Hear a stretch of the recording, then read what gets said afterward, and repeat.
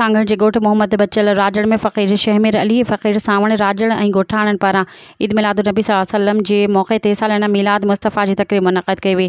जंहिंजी बाक़ाइदा शुरूआत कलाम इलाही सां कई वई, जंहिं जी सआदत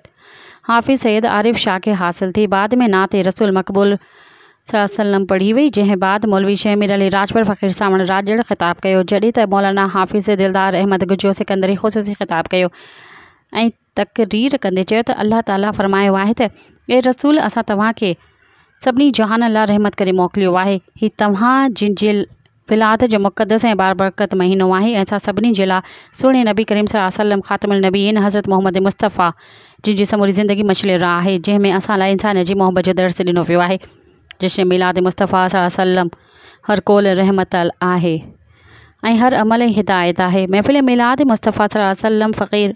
में फ़क़ीर अली बख्श राजड़, यूसी कलर जे DEA जनरल काउंसलर ख़ुदा बख्श राजड़, हाजी लुकमान उस्ताद अमीर अली राजड़, अली असगर राजड़, SHO अरबाब अली राजड़ समेत आसपास जे ॻोठनि जे माण्हुनि वॾे अंग में शिरकत कई।